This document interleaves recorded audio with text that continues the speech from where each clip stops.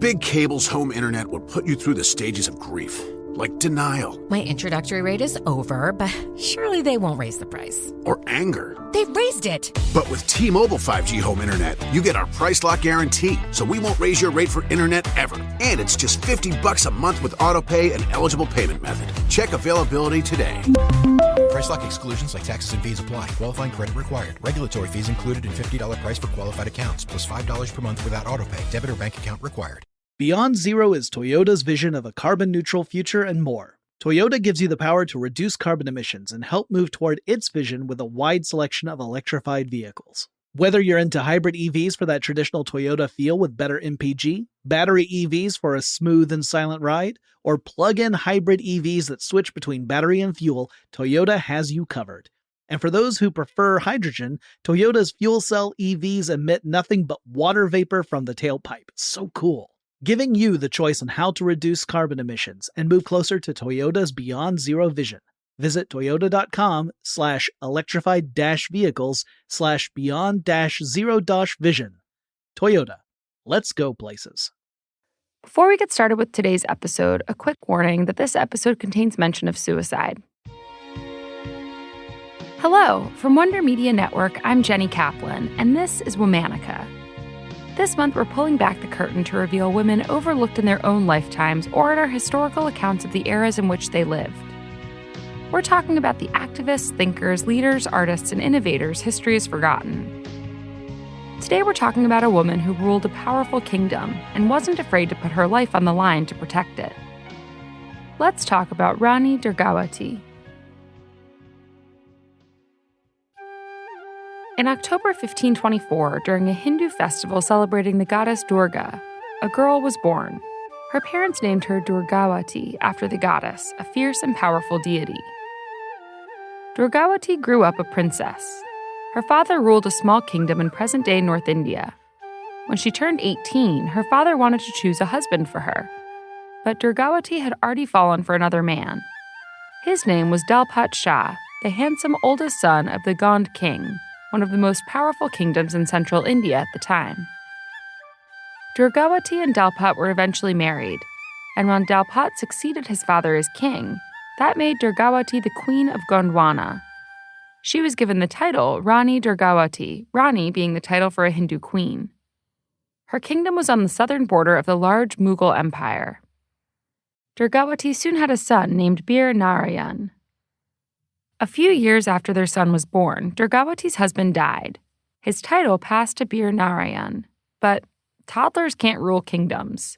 Durgawati could, so she became ruler of Gondwana as queen regent. Durgawati was a skilled leader with a gift for diplomacy. Her rule ushered in a period of economic prosperity in the kingdom. People under her rule would pay their taxes in gold coins and elephants. She constructed reservoirs for the people of her kingdom to use. She was also a patron of religious figures and philosophers, and oversaw the construction of multiple religious houses in her kingdom. Durgawati was also a fierce warrior and a clear shot with a bow and arrow. If she heard that a tiger was roaming in the forest, she wouldn't drink water until she'd hunted it down and shot it. During her rule, Rani Durgawati expanded the size of her kingdom until it stretched 300 miles from east to west and 160 miles north to south.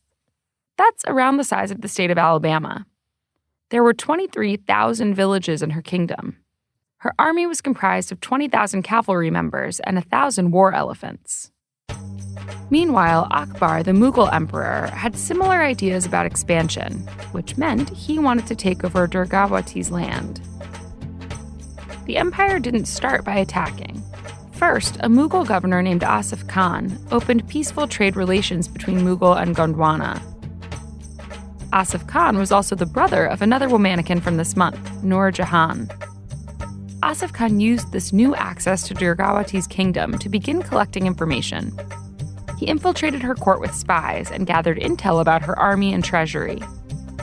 Soon, he started pressuring Durgawati to let the Mughal Empire claim sovereignty over her kingdom. Durgawati refused. She tried to negotiate with the Mughal emperor, but those efforts proved unsuccessful. Soon, military skirmishes broke out along the Gondwana border.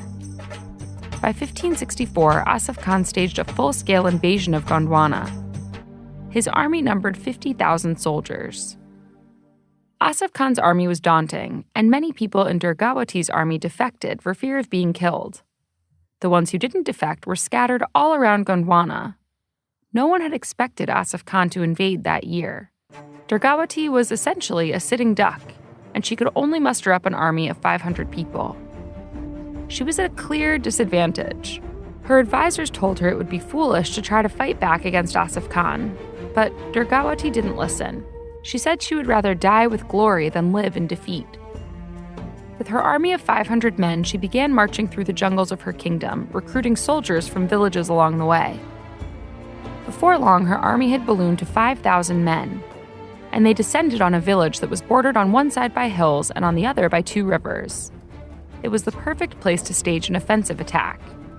The only way in and out of the village was through a thin mountain pass, a route that was easy to defend against enemy armies. Asif Khan and his enormous army began marching through the pass. Durgawati ordered her soldiers to let them enter. It was time to fight. Durgawati's army attacked Asif Khan's army from all sides. The Mughals were unprepared for this attack and eventually retreated. Against all odds, Durgawati had won the day. She wanted to build on her win and surprise Asif Khan's army with the second attack that night. But once again, her advisors cautioned her against it. Turns out, they probably should have listened, because the next day, Asif Khan's troops returned to the pass. This time, they brought cannons. Once again, Durgawati and her army were outnumbered. Once again, they marched into battle anyway. Durgawati rode into battle on a war elephant with her son by her side. The battle lasted 2 days, and eventually, Durgawati's army was overpowered. Durgawati herself was shot twice. The battle was over. Durgawati had lost. It was only a matter of time before Asif Khan captured her. Rather than face defeat, Durgawati stabbed herself in the chest with a dagger, ending her own life. But Durgawati's efforts were not entirely in vain. It took Asif Khan 2 months to build back his army and finally lay siege to Gondwana's capital. Eventually, the kingdom became part of the Mughal Empire. Mughal historians wrote Durgawati into history, describing her as a woman of beauty, grace, and masculine courage and bravery. In 1988, a postal stamp in her honor was issued in India. 2024 will be the 500th anniversary of her birth. In her honor, the Indian government is building a grand memorial to celebrate her place in Indian history. All month, we're talking about women behind the curtain. For more information, find us on Facebook and Instagram at Womanica Podcast. Special thanks to Liz Kaplan, my favorite sister and co-creator. Talk to you tomorrow. No one likes to talk about money. Am I saving enough? Can I buy a house? Am I paying too much in taxes? Will I be able to retire? What if you could unlock insights about your finances in less than 5 minutes with a clear picture of where you stand today and where your money can work harder? Now you can. Visit Facet.com to take the free quiz and get your financial wellness score today. That's FACET.com. This ad is sponsored by Facet. Facet Wealth Incorporated is an SEC-registered investment advisor. This is not an offer to buy or sell securities, nor is it investment, legal, or tax advice. It's Ellie Kemper from the podcast Born to Love with a little straight talk about Straight Talk Wireless. See, Straight Talk Gold or Platinum Unlimited plans give you unlimited 5G data and a free Walmart Plus membership and free delivery from your local Walmart store and an included Paramount Plus subscription. I just said plus or and about 57 times, and that's how much value you get from Straight Talk Wireless. Switch or learn more today at Walmart or StraightTalk.com. Requires active service. One offer per eligible Straight Talk account. Standard data usage applies. For Walmart Plus, $35 order minimum for free delivery. Restrictions apply. Paramount Plus Essential Plan only. Separate registration required. Additional terms apply.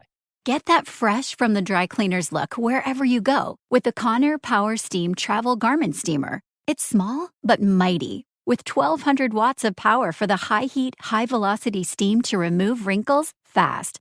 Conair's compact, lightweight travel steamer is ready to steam in just 35 seconds. And with its dual voltage capability, the travel steamer adapts for worldwide use, so you look flawless wherever you travel. Tackle tough wrinkles on the go with the Conair Power Steam Travel Garment Steamer. Find it online at amazon.com/Conair.